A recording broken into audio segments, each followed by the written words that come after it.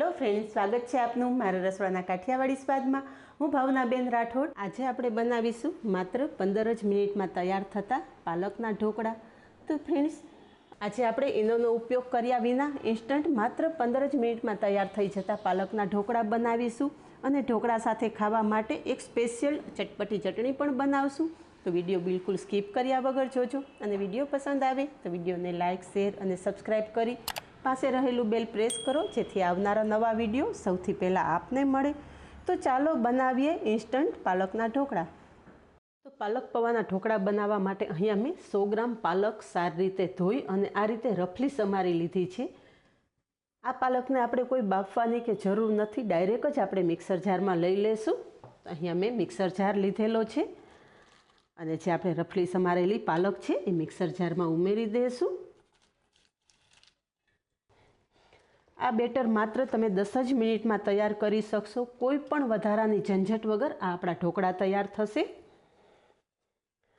તો પાલકની સાથે જ 3 લીલા મરચાં અને 3 થી 4 ટુકડા આદુના ઉમેરેલા, સાથે ફ્રેશ સમારેલી કોથમરી પણ ઉમેરી દઈશું। સામગ્રી પીસી લેશું। અહીંયા તમે જુઓ કે પાલકની પ્યુરી એકદમ સરસ તૈયાર થઈ ગઈ છે। પાલક પીસવામાં મારે 2 થી 3 ચમચી પાણીની જરૂર પડેલી, તો એ પાણી ઉમેરેલું। હવે એ જ મિક્સર જારમાં આપણે અડધો કપ જેટલા પૌવા ઉમેરશું। આ પૌવા જે આપણે પૌવા બટેટામાં ઉપયોગમાં લઈએ છીએ એ જ પૌવા લીધેલા છે, તો અડધો કપ જેટલા પૌવા ઉમેરશું। 1 કપ ચણાનો લોટ ઉમેરશું અને સાથે અડધો કપ રવો પણ ઉમેરી દઈશું। આ બેટર બનાવવામાં તમારે ચણાનો લોટ ચાળવાનો પણ જરૂર નથી। આ ચણાનો લોટ આપણે બેટર પીસશું એટલે એકદમ સરસ લમ્સ ફ્રી તૈયાર થઈ જશે। અને સાથે અડધા કપ જેટલું દહીં ઉમેરી દઈશું। આ દહીં ઘરનું જમાવેલું જ છે, વધારે ખાટું નથી। હવે ફરી પાછું બધું એક વખત સારી રીતે પીસી લઈશું। તો અહીંયા જુઓ કે બધી જ વસ્તુ એકદમ સારી રીતે પીસાઈ ગઈ છે અને એકદમ સારી રીતે લમ્સ ફ્રી બેટર તૈયાર થઈ ગયું છે। નથી એકેય પૌવા આખા રહેલા કે નથી કોઈ જાતના ગઠ્ઠા રહેલા। તો પીસેલું મિશ્રણ આપણે એક બાઉલમાં લઈ લેશું।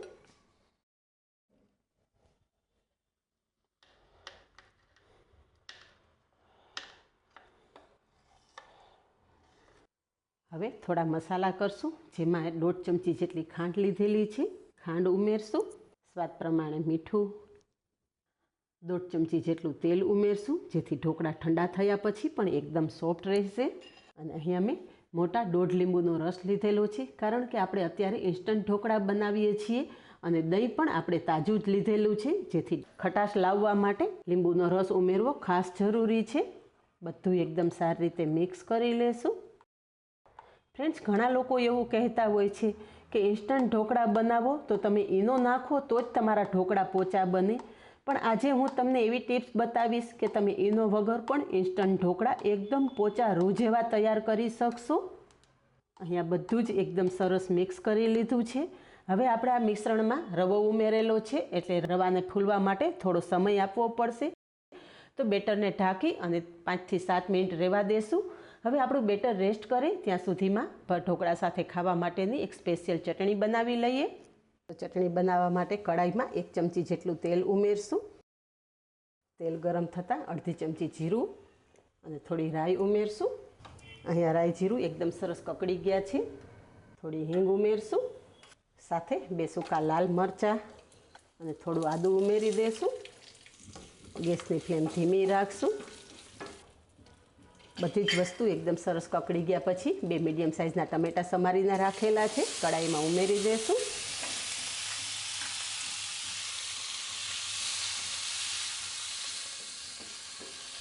ટમેટાં થોડા સોફ્ટ થાય ત્યાં સુધી સાંતળી લેશું। સ્વાદ પ્રમાણે મીઠું ઉમેરશું, સાથે થોડી હળદર, અડધી ચમચી કશ્મીરી લાલ મરચું ઉમેરશું અને અડધી વાટકી જેટલું પાણી ઉમેરી અને ટમેટાં સોફ્ટ થાય ત્યાં સુધી ચડવા દેશું। ઢાંકણ ઢાંકી દેશું જેથી ટમેટાં ઝડપથી સોફ્ટ થઈ જાય। અહીંયા થોડી વાર પછી જોઈએ તો ટમેટાં એકદમ સરસ સોફ્ટ થઈ ગયા છે। અહીંયા તમે જુઓ કે ચમચાથી પ્રેસ કરતાં ટમેટાં એકદમ મેશ થઈ જાય છે। આટલા ટમેટાં મેશ થઈ જાય એટલે આપણી ચટણી પરફેક્ટ તૈયાર થશે. હવે ગેસની ફ્લેમ બંધ કરી દઈએ અને તૈયાર કરેલું મિશ્રણ થોડું ઠંડુ થવા દઈએ. ચટણીનું મિશ્રણ ઝડપથી ઠંડુ થઈ જાય એ માટે એક અલગ પ્લેટમાં કાઢી લીધેલું અને અહીં આપણું મિશ્રણ સરસ ઠંડુ થઈ ગયું છે. એક મિક્સર જારમાં લઈ લેશું. ફ્રેન્ડ્સ, ઢોકળા સાથે તમે અલગ અલગ અનેક ચટણીઓ બનાવી અને ખાતા હશો, પણ એક વખત આ ટમેટાની સ્પેશિયલ ચટણી બનાવો. ઢોકળાનો સ્વાદ 100 ગણો વધારી દેશે અને ચટણી થોડી ખાટી મીઠી હોય તો વધારે સ્વાદિષ્ટ લાગે. એટલે 1 ચમચી જેટલો ગોળ ઉમેરશું. તમે ગોળની જગ્યાએ ખાંડ ઉમેરી શકો છો અને ચટણી પીસી લેશું. અહીંયા તમે જુઓ કે ચટણીનો કલર કેટલો સરસ આવેલો છે અને ચટણી આ રીતે આપણે રફલી પીસેલી છે. એકદમ ફાઇન પેસ્ટ નથી કરી નાખવાની, આ રીતના થોડી રફ રાખવાની છે. તો પીસેલી ચટણી આપણે એક બાઉલમાં લઈ લેશું.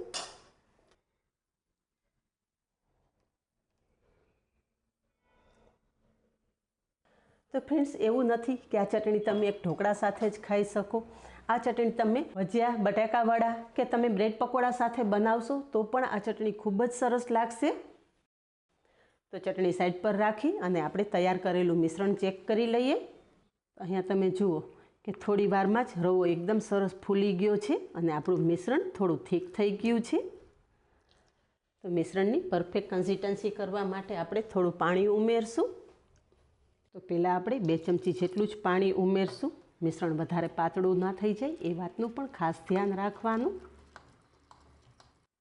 હજી થોડું વધારે થીક લાગે છે, વધારે 1 ચમચી જેટલું પાણી ઉમેરશું.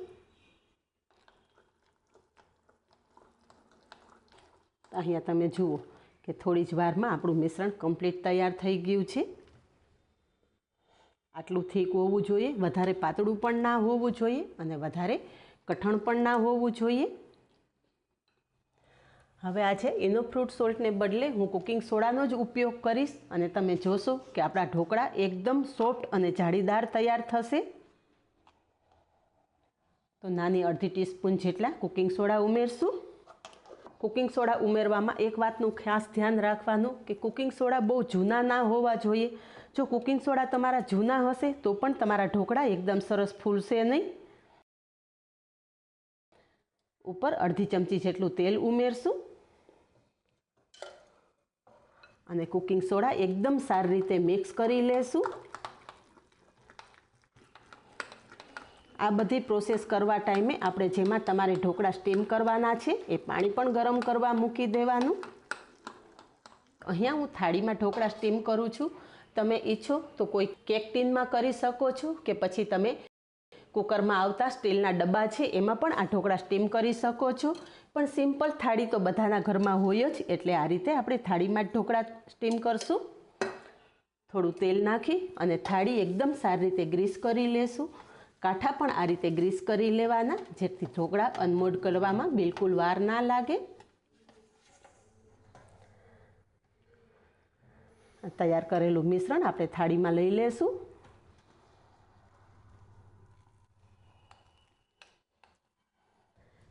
મિશ્રણ આ રીતે થાળીમાં ફેલાવી દીધું છે. હવે તૈયાર કરેલી પ્લેટ ઉપર થોડા સફેદ તલ છાંટી દઈશું અને તરત જ ઢોકળા સ્ટીમ કરવા મૂકી દઈશું. અહીં આપણું પાણી એકદમ સરસ ગરમ થઈ ગયું છે. તો આ રીતે કોઈ સ્ટેન્ડ વચ્ચે મૂકી દઈશું અને તરત જ તૈયાર કરેલી થાળી સ્ટીમ કરવા મૂકી દઈશું. ફરી પાછું ઢાંકણ ઢાંકી દઈશું અને હાઈ ગેસની ફ્લેમ ઉપર 12 થી 15 મિનિટ ઢોકળા સ્ટીમ થવા દઈશું. જો તમે ઢોકળા સ્ટીમ કરવા માટે આ રીતે કોઈ વાસણ લેતા હોય તો તમારે કોઈ કપડાથી ઉપરનું ઢાંકણ કવર કરવાની જરૂર નથી. પણ જો કોઈ છીબું ઢાંકીને તમે ઢોકળા સ્ટીમ કરતા હોય તો છીબા ઉપર તમારે કોટનનું કપડું પેક કરી દેવાનું જેથી વરાળ તમારા ઢોકળામાં નહીં આવે. અને આ રીતે જો તમે કથરોટ કે કોઈ ઊંડું વાસણ ઢાંકેલું હશે તો જે ઢોકળાની ઉપરની વરાળ હશે એ સાઈડમાંથી નીકળી જશે. પરિણામે ઢોકળામાં બિલકુલ વરાળ નહીં પડે.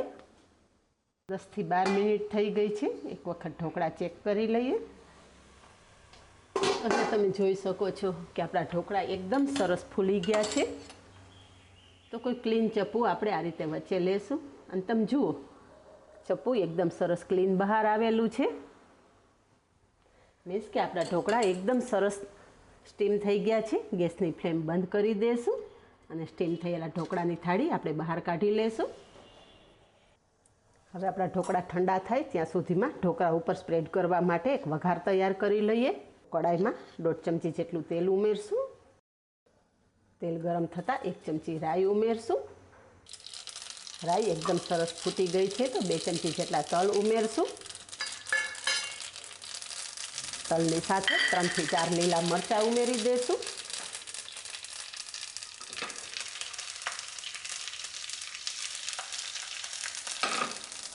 ગેસની ફ્લેમ બંધ કરી દઈશું.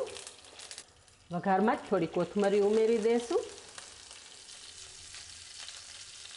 અહીંયા ઢોકળા થોડા ઠંડા થઈ ગયા છે તો કટ કરી લેશું. અહીંયા ઢોકળા કટ કરતાં જ તમને અંદાજ આવતો હશે કે ઢોકળા કેટલા સોફ્ટ થયેલા છે.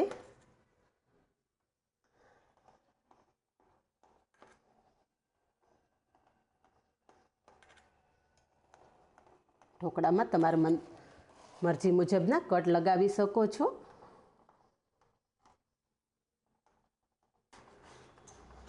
અહીંયા તમે જુઓ કે ઢોકળા કટ કરતાં જ હાથમાંથી તૂટતા જાય છે, એટલા સોફ્ટ થયેલા છે. અહીંયા તમે ઢોકળામાં જાળી જોઈ શકો છો અને પાછળ પણ જોઈ શકો છો કે કેટલા સોફ્ટ આ ઢોકળા થયેલા છે. અંદરની જાળી તો જુઓ ફ્રેન્ડ્સ. હવે જે આપણે વઘાર તૈયાર કરીને રાખેલો છે એ આપણે ઢોકળા ઉપર સ્પ્રેડ કરી દઈશું.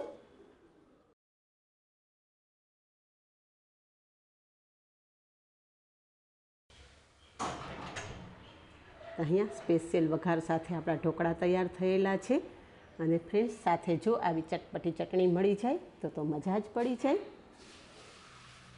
તો તૈયાર છે માત્ર 15 જ મિનિટમાં તૈયાર થતા સ્પેશિયલ પાલકના ઢોકળા. આ જ રીતે બનાવો અને કમેન્ટમાં જણાવો કે બધી જ ટિપ્સ સાથે બનેલા પાલકના ઢોકળાની રેસીપી કેવી લાગી. આજે બસ આટલું જ. મળીએ નેક્સ્ટ વિડીયોમાં. ત્યાં સુધી બાય. Thank you.